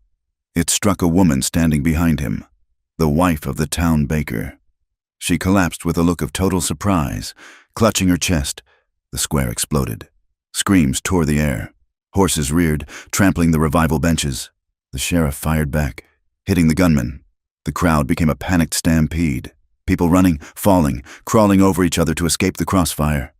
Cal rolled, coming up with his revolver in his hand. "Stay down," he yelled to Nayeli. Smoke filled the air, acrid and gray. Through the haze, Cal saw Reed running toward the alley where his horse was tied. Cal raised his gun, but a shadow blocked his view. A horse had jumped the fence of the corral and was charging through the crowd. The rider was screaming a war cry that chilled the blood. It was Gozo. He had ridden down from the hills, using the chaos as his cover. He was not looking at the agent. He was not looking at the soldiers. His eyes were locked on Cal Hart. He was painted for death, white ash on his face, black streaks under his eyes. He held a lance in one hand and a heavy Colt revolver in the other. He rode straight for Cal, ignoring the bullets whizzing past him from the deputies. Cal scrambled backward, tripping over a broken bench. "Hart!" Gozo roared. "Thief of wives!" He fired. The bullet kicked dirt into Cal's face. Cal scrambled to his feet. He didn't want this. He had the proof. He had the law turning. He didn't want to kill the husband. "Gozo, no!" Cal shouted. "It's over. The agent is done." Gozo didn't care about the agent. He spurred his horse, driving the animal's chest into Cal, knocking him down again. The horse's hooves flashed inches from Cal's skull. Gozo leaped from the saddle. He landed on Cal like a mountain lion. They rolled in the dirt, a tangle of limbs and rage. Gozo was stronger, fueled by a lifetime of war and the bitter poison of humiliation. He dropped his gun and went for his knife, a heavy butcher blade that glinted in the sun. "I take your heart," Gozo screamed, pinning Cal's arm with his knee. "I take it to the dogs." Cal struggled, gasping for air. His cracked ribs were screaming. He caught Gozo's wrist, holding the blade inches from his throat. "Nayeli!" Cal gasped. He saw her through the dust. She was standing 10 feet away. She had picked up a dropped shotgun.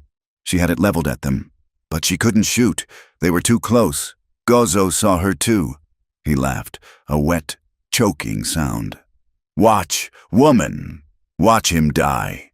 He put all his weight on the knife. The blade tip touched Cal's skin. A line of blood appeared on Cal's throat. Cal looked into Gozo's eyes. He saw no mercy. He saw a man who would rather burn the world down than live in it with shame. Cal freed his right hand. He couldn't reach his own gun, but Gozo's revolver was lying in the dirt next to his head. Cal let go of the knife wrist with one hand and grabbed the heavy Colt. He jammed the barrel into Gozo's side, right below the ribs. "Don't make me," Cal gritted out. Gozo lunged, driving the knife down. Cal pulled the trigger. The boom was muffled by Gozo's body. The impact lifted the Apache leader off Cal. Gozo froze. The knife slipped from his fingers. He looked down at his stomach, then at Cal. He did not look afraid. He looked surprised. He rolled off Cal, collapsing onto his back in the dirt. The chaos around them seemed to recede, the sounds of the town fading into a dull roar. Cal scrambled up, coughing, clutching his throat where the knife had cut him. He looked down at the dying man. Nayeli dropped the shotgun. She walked to her husband. She knelt in the bloody dust. Gojo's eyes focused on her. His breath was coming in wet rattles. "You," Gojo whispered, "you are mine." "No," Nayeli said softly. She reached out and closed his eyes even before the light left them. "I was never yours.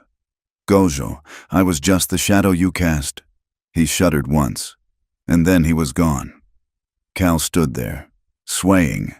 He felt sick. He had killed the man he had wronged. It didn't feel like victory. It felt like another stain on a soul that was already dark. He looked at Nayeli. She was staring at the body. Her face was unreadable. Not happy, not sad, but hollowed out by the complexity of a grief that had no name. She had hated him. Yes, but he had been the shield of her people for 20 years. "Reed!" The shout came from Sheriff Miller. "He's getting away!" Cal snapped his head up. Through the settling dust, he saw Silas Reed galloping out of the alley on a black mare, heading north toward the river crossing. Cal looked at Nayeli. She stood up. She wiped her hands on her skirt. "Finish it," she said. Cal grabbed the reins of Gojo's war pony, which was standing nearby, trembling. He swung into the saddle. The stirrups were too short, the saddle strange, but the horse was fast. He spurred the animal. "I'm coming with you," Nayeli shouted. She grabbed the horse of the dead gunman and vaulted on. They rode out of the square, leaving the dead baker's wife, the dead chief, and the stunned town behind them. The chase was a blur of wind and grit. Reed was riding a thoroughbred, fast on the flat, but Cal and Nayeli were riding with the desperation of people who had nothing left to lose. They pushed the horses hard across the scrubland, the hooves kicking up clouds of alkali. Reed was heading for the Skeleton Canyon crossing. If he made it across the river, he could lose himself in the Badlands, maybe make it to a railhead, maybe disappear with his stolen money. They reached the canyon entrance as the sun began to dip, casting long, bruised shadows across the rock. Reed's horse was blowing hard. He whipped it mercilessly. Cal cut across a switchback, risking the horse's legs on the loose shale. He gained ground. Reed looked back. His face was a pale oval of terror. He fired a wild shot over his shoulder. Cal didn't return fire. He rode. They hit the riverbank. The water was low but fast, churning around black rocks. Reed forced his horse into the water. The animal stumbled. Reed fell, splashing into the icy current. He scrambled up, clutching his saddlebags, dragging himself toward the far bank. Cal pulled his horse to a sliding stop. He jumped down. Nayeli reined in beside him. Reed was crawling up the muddy bank on the other side. He was wet, shivering, pathetic. "Stop!" Cal yelled. His voice echoed off the canyon walls. Reed turned. He pulled a second gun, a small derringer, from his boot. "You can't touch me," Reed screamed. "I have friends. I have money. I will buy the judge. I will buy the governor. You are nobody. Hart, you are dirt." He raised the gun. Cal stood on the bank. He raised his heavy Winchester rifle. He didn't aim for the leg. He didn't aim to wound. He remembered the starving children. He remembered the boy Chayton, scalped for a headline. He remembered the baker's wife in the dust. The system would let Reed go. A lawyer would find a loophole. A bribe would find a pocket. There was no court here. There was only the river and the wind. Reed fired. The small bullet hit the water 5 feet in front of Cal. Cal took a breath. He squeezed the trigger. The rifle bucked against his bruised shoulder. The bullet caught Silas Reed in the center of his chest. It knocked him backward as if he had been kicked by a mule. He slammed into the mud, slid down the bank, and came to rest with his boots in the water. The saddlebags fell open. Greenback dollars spilled out, floating away on the current, dissolving like wet leaves. Cal lowered the rifle. The ringing in his ears was loud, a high-pitched whine that wouldn't stop. It was over. He sat down heavily on a driftwood log. He put his head in his hands. He shook. The adrenaline was crashing, leaving him hollowed out and trembling. Nayeli walked to the water's edge. She watched the money float away. She watched the body of the man who had tried to erase her people. She did not cheer. She did not smile. She walked back to Cal and sat beside him. She did not touch him at first. She just sat, letting her presence be the anchor. "He is dead," she said. Cal nodded into his hands. "And Gajo is dead. And the woman in the square. And the truth is out," Nayeli said.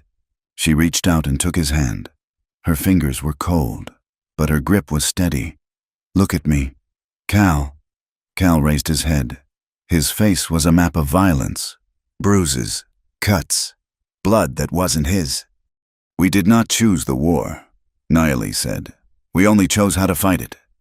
Cal looked at the river. "Is it enough?" he asked. "Will it stop them?" "For now," Nayeli said. "The army will see the proof. The newspapers will print the ledger. Vance will hide in his mansion, but he will not get his war this winter. The children will eat." She looked toward the mountains where her people were hiding. "But another agent will come," she said softly. "And another rancher will want the water." "I know," Cal said. He looked at her. Really looked at her. "And what about us?" he asked. Nayeli looked down at their joined hands. The red dirt of the riverbank was stained into their skin. "We are not the same people who met at the parley," she said. "I am not a wife. You are not a rancher with a clean name. We are something else now." "What are we?" "Survivors," Nayeli said. She stood up. She offered him her hand. "Come. We cannot stay here. The soldiers will come for the body." Cal took her hand. He stood up, groaning as his ribs protested. He felt old. He felt like he had lived 10 lifetimes in 1 week. He looked at the dead man one last time, then turned his back on him. They walked to the horses. The sun was gone now. The canyon was filling with blue shadow. The wind picked up, cold and sharp, smelling of snow. They mounted up. "Where to?" Cal asked. Nayeli pointed not toward the town, and not toward the reservation. She pointed west, toward the deep mountains where the lines on the maps grew fuzzy and indistinct. "Away," she said, "until the noise stops." They rode out of the canyon as the first flakes of snow began to fall, dusting the red rocks with white. They rode side by side, close enough that their stirrups touched. They did not speak. There were no words left that could carry the weight of what they had done. There was only the sound of the horses, the wind, and the beating of 2 hearts that had managed, against all odds, to keep beating. The snow that had fallen during the night did not last. The Arizona earth was too hot, the memory of the sun too deep in the stone, and by noon the white dusting had vanished into mud and steam. The land returned to what it had always been, brown, gray, and indifferent. It was the kind of quiet that follows a gunshot, a ringing silence where the world seems to hold its breath, waiting to see who is left standing. Cal Hart rode back to the Broken Spur alone. The adrenaline of the river chase had drained away, leaving him hollowed out, his ribs throbbing with a dull, rhythmic ache. He passed the spot where the fence line had been cut weeks ago. It was still unrepaired, the wire curling like rusted snakes in the grass. When he rode into the yard, Luis was waiting on the porch. The old vaquero was cleaning a rifle, the motion steady and calm. He watched Cal dismount, watched him loosen the cinch, watched him walk stiffly to the water trough. "They say the agent is dead," Luis said. He did not ask. He stated it as a fact that the wind had carried. "He is dead," Cal said. He splashed water on his face, washing away the dried mud in the shadow of the canyon. "And the woman?" Luis asked. "She is with her people." Luis nodded, satisfied. He set the rifle down. "You have visitors. Patron." Cal looked up. 2 men were sitting on horses near the barn. He recognized them. They were neighbors, men he had branded cattle with, men he had loaned tools to in lean years. One was named Garrett. He was a big man with a face like a slab of beef. He spat a stream of tobacco juice into the dust near Cal's boot. "We heard what happened in town," Garrett said. His voice was thick with disgust. "We heard you killed Gajo, and we heard you stood up for the savages against a white man. I stood up for the law," Cal said. "Reed was a thief.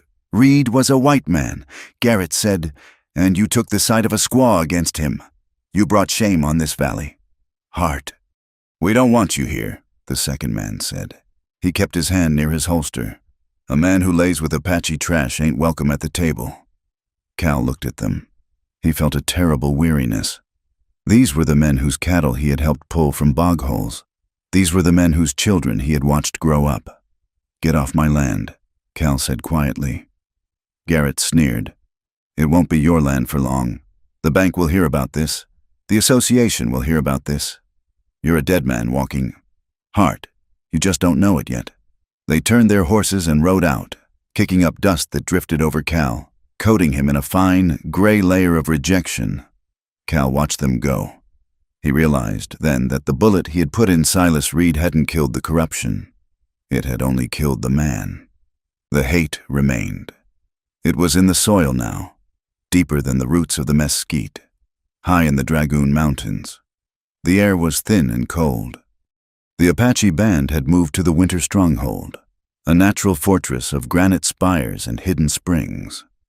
Naeli sat by the fire in the council circle. It was a place usually reserved for warriors and elders. But today, no one told her to leave. The news of the ledger had spread. The young men knew now that the starvation had been a trick. They knew that Gozo had been played for a fool by the agent, and that his pride had nearly led them into a massacre. But gratitude is a complicated thing when it is mixed with shame. Some of the women looked at Naeli with eyes that were hard and judging. They saw a woman who had ridden with a white man, who had slept in his cabin, who had been the cause of their chief's death. They whispered behind their hands about her virtue. But others, the mothers who were boiling the meat from the cattle Cal's horses had bought, looked at her with a quiet, fierce respect. Taza, the sub-chief who was now leading the band, stood up. He was a pragmatic man, less consumed by fire than Gozo had been. "The soldiers have stopped at the river," Taza said. "They found the agent's body. They found the money. They have returned to the fort. There will be no attack this winter." A murmur went around the circle. It was a reprieve, a breath of air for a drowning people. "This woman," Taza said, pointing to Naeli, "brought us the truth. She walked into the white man's town. She stood before their guns. She is unclean." A young warrior shouted from the back. "She rode with the rancher. She is his woman now." Taza turned his head slowly. The warrior fell silent. "She is the reason your belly is full," Taza said. "If she is unclean, then so is the food you eat." He turned back to Naeli. "You have a heavy name now. Naeli.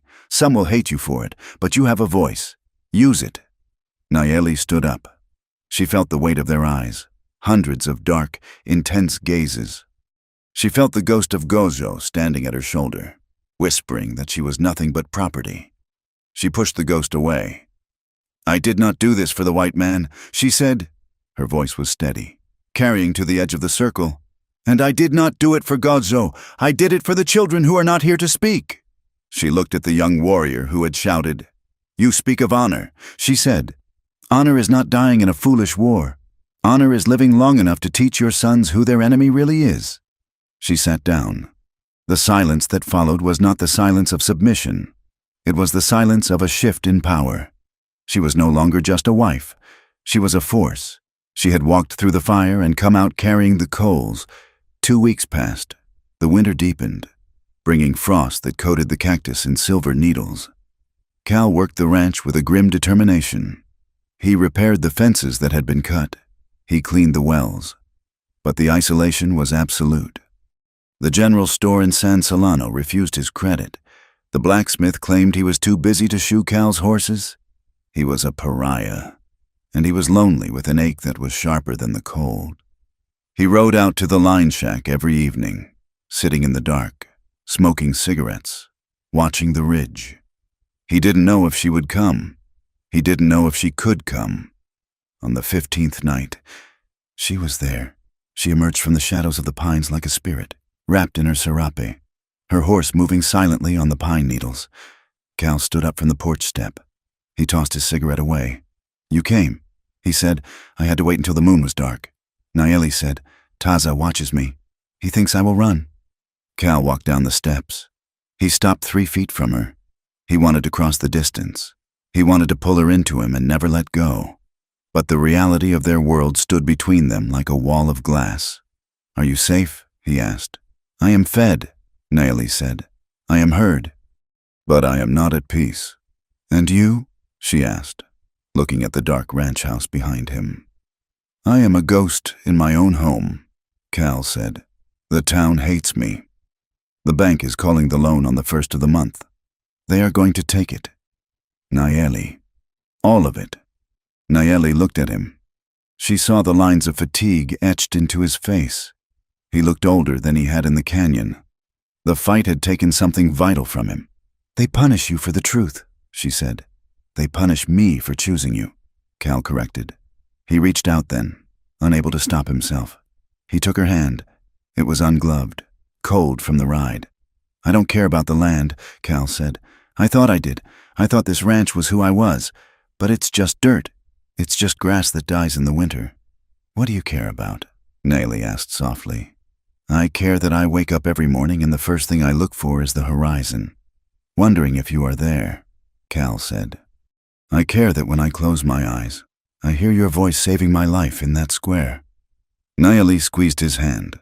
Her heart was hammering against her ribs. "I look for you too," she whispered. "In the smoke of the fire, in the wind. You are a sickness in my blood." Cal Hart. It was not a poetic declaration. It was an admission of a difficult, dangerous truth. To love each other was to invite destruction. "What do we do?" Cal asked. Naomi looked at the mountains. "I cannot stay in the camp," she said. "I am a reminder of what they want to forget. And you cannot stay here. They will burn you out. Cal, if not the bank, then the neighbors. Then we leave," Cal said. It was a terrifying simplicity. "Leave?" Naomi asked. "To where?" "South," Cal said. "Mexico. The Sierra Madre. There are valleys there where the law is what you make it. Where no one knows the names Cyrus Vance or Gojo. It is a hard land," Naomi said. "We are hard people," Cal said. He pulled her closer. He wrapped his arms around her, pulling her against his chest. For a moment, they just held each other, breathing in the scent of dust and leather and survival. It wasn't the frantic, adrenaline-fueled embrace of the fugitive run. It was a slow, deep settling. It was the feeling of a key finally finding its lock. "I'm afraid," Naomi whispered into his coat. "Good," Cal said. "Fear keeps you awake." He pulled back and looked at her. "Come with me," he said. "Not as a purchase, not as a deal. Come with me because you choose it." Naomi looked at his battered face. She saw the man who had destroyed his own life to save a child he didn't know. She saw the man who had looked at her across a parley ground and begged for help. "I choose it," she said. The final injustice arrived in the form of a carriage with polished black wheels. 2 days before the bank foreclosure, a man arrived at the Broken Spur. He was dressed in a suit that cost more than Cal's herd. He introduced himself as Mr. Sterling, an attorney representing the Cyrus Vance Cattle Company. He did not get down from the carriage. He spoke to Cal across the fence rail. "Mr. Vance is a pragmatic man," Sterling said, adjusting his spectacles. "He recognizes that Agent Reed was overzealous. Mistakes were made. Crimes were committed," Cal said, leaning on a fence post. "Semantics," Sterling said with a thin smile. "The point is, Mr. Hart, the situation has become embarrassing for everyone. The trial, the hearings, they are disruptive to business." "What do you want?" Cal asked. "Mr. Vance is prepared to offer you a solution. He will pay off your note at the bank. He will add a generous sum for your trouble. You will keep your ranch. You will keep your cattle." Cal narrowed his eyes. "And in return?" "In return, you will sign a statement," Sterling said, pulling a paper from his breast pocket. "A statement recanting your testimony. You will say that the Apache woman tricked you, that she manipulated you into attacking a federal agent. You will denounce her, publicly, as a liar and a seductress." Cal looked at the paper. It was a ticket to safety. It was his ranch back. It was his name restored. All he had to do was betray the woman who had saved him. All he had to do was feed the lie that the town was so hungry to believe. The machine was still turning. Reed was dead. But Vance was still rich, still powerful, still rewriting history to fit his ledger. Cal looked at the ranch house that his father had built. He looked at the grave of his brother on the hill. He looked at the attorney. "Tell Vance something for me," Cal said. Sterling raised a pen, ready to write. "Yes, tell him to go to hell," Cal said. Sterling blinked. "Mr. Hart, be reasonable. You are choosing ruin." "I am choosing to sleep at night," Cal said. "Now get off my land before I forget I'm a civilized man." Sterling stared at him, then snapped the reins. The carriage turned and rolled away, the black wheels crushing the dry grass. Cal watched it go. He felt a lightness in his chest he hadn't felt in years. He was ruined. He was penniless.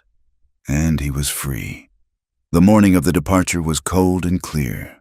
The sky was a piercing, fragile blue. Cal packed what he could carry on 2 pack mules. His rifle, his bedroll, a few books, the rest, the furniture, the plows, the history of his family. He left where it lay. He rode to the meeting place at the Needle Rock. Nayeli was waiting. She had brought 2 horses and a pack pony. She wore buckskins and the heavy coat Cal had given her. She had left her people at dawn, slipping away while the camp slept. She had left a feather on Taza's lodgepole, a sign that she was gone, but not dead. They looked at each other. There were no speeches. "Ready?" Cal asked. Nayeli looked back toward the north, toward the canyon where she had been a wife, a widow, and a warrior. She looked toward the smoke of the fires she would never sit by again. She turned her horse toward the south. "Let us ride," she said. They moved out. The landscape swallowed them. They rode through the mesquite flats, down into the wash, and up toward the red cliffs that marked the border. The journey would be brutal. The mountains of Mexico were lawless. Filled with bandits and revolutionaries, they would be strangers in a strange land. They would have to fight for every meal, for every mile. But as they crested the final ridge, looking down into the vast, shimmering haze of the southern desert, Cal looked at Nayeli. She was riding with her head high, her black hair streaming in the wind. She looked at him and smiled. It was a real smile, stripped of irony, stripped of fear. And in that moment, the title of the story that the town had woven, the scandalous tale of the rancher and the horses, dissolved into the dust. The 1,000 horses were gone. They were scattered across the reservation, carrying children, pulling plows, feeding families. They had been the currency of a lie, but they had purchased a truth. They had been the ugly language used to smuggle love into the daylight. Cal spurred his horse, bringing it alongside hers. He reached out and took her hand again. They rode like that, hand in hand. 2 small figures moving against the immense, uncaring scale of the West. They carried grief. They carried scars that would ache when it rained, but they also carried the stubborn, unbreakable decision to live.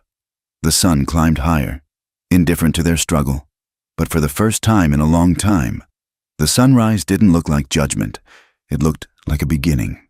They rode into the horizon, and the dust closed in behind them, erasing their tracks, leaving only the legend to be whispered in the saloons of San Solano, the story of the man who sold 1,000 horses for one night and found a lifetime instead. Thank you for listening to this story. It has been a journey through the dust and blood of the borderlands, exploring how love can bloom in the harshest of soils. I hope Cal and Nayeli's fight for truth resonated with you. Please tell me in the comments where you are listening from. I would love to know how far this story has traveled. If you enjoyed this tale, please subscribe to From Wild West for more stories of the American frontier. I invite you to share your thoughts, feelings, and reflections on the ending in English. Did they make the right choice? Safe travels to you all.